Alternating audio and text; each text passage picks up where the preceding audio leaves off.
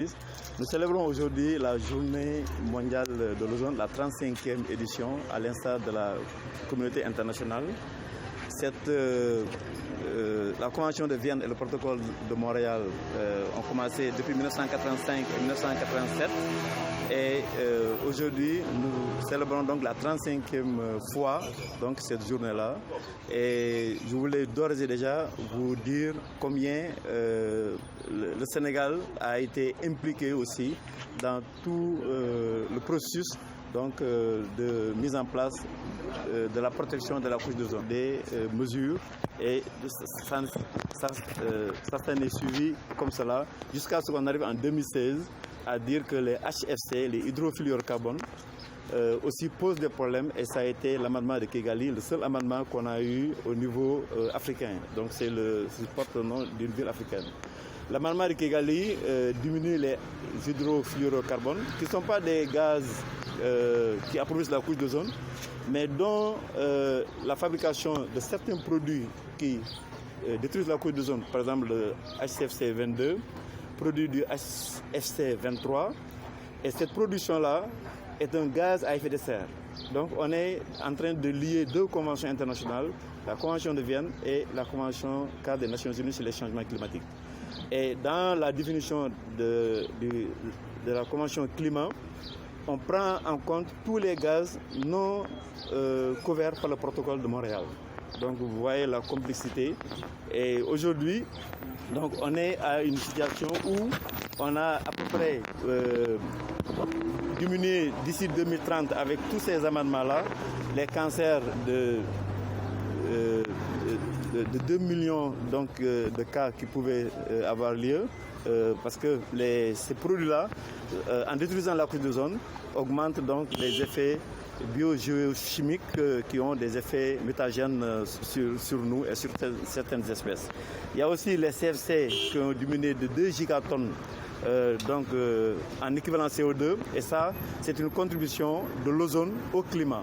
Vous voyez aussi la complexité de ces deux conventions-là. Ensuite, les HCFC, aujourd'hui, quand on va les réduire, vont contribuer à diminuer de moins 4 degrés donc, le réchauffement de la Terre. Alors que dans l'accord de Paris, on est en train de négocier 1,5 degré.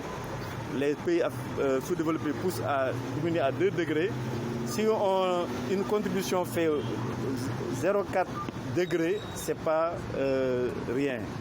Donc au niveau du Sénégal aussi, on s'est beaucoup organisé, et en 2005, du 9 au 16 décembre 2005, on a organisé la 7e conférence des parties à la Convention de Vienne et la 11e réunion des parties au protocole de Montréal, en même temps ici à Dakar.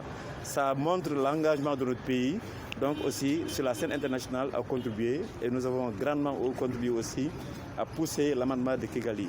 Et aujourd'hui, nous venons de visiter donc, le centre qui a été mis en place par le ministère de l'Environnement et le Comité national ozone, conseiller de frigoristes.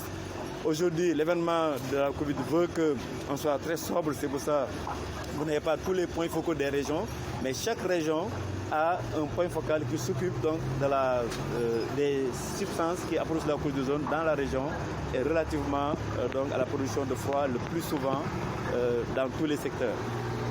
Donc le centre aujourd'hui, vous venez de le voir, est d'excellence. Il est reconnu au niveau international. Il y a beaucoup de documentation. Les dernières technologies de récupération et de charge donc, de ces substances-là, et qu'on puisse récupérer aussi les substances qui sont interdites et les transférer ailleurs. Et nous sommes sur un programme aujourd'hui de transfert de ces substances-là dans d'autres pays où on peut les traiter pour ne pas les laisser partir dans la couche d'ozone. Les autres partenaires de ce système-là sont les douaniers. Donc, ils ont aussi reçu beaucoup de formations et beaucoup d'équipements pour détecter donc, ces substances, parce que nous avons un système de réduction graduelle de quotas que le Sénégal a fixé et qui permet aujourd'hui de faire en sorte qu'on respecte nos engagements vis-à-vis du protocole de Montréal et de ses différents amendements. Donc, avant de finir, au nom du ministre de l'Environnement et du Développement durable, M. Abdelkarim Sall, Je voulais féliciter aussi les frigoristes qui sans eux ce programme-là n'en serait pas, et aussi tous les partenaires qui nous ont très souvent accompagnés pour qu'on puisse avoir donc ces résultats-là, en l'occurrence le programme des Nations Unies pour l'environnement, l'Organisation des Nations Unies pour le développement industriel, le NUDI,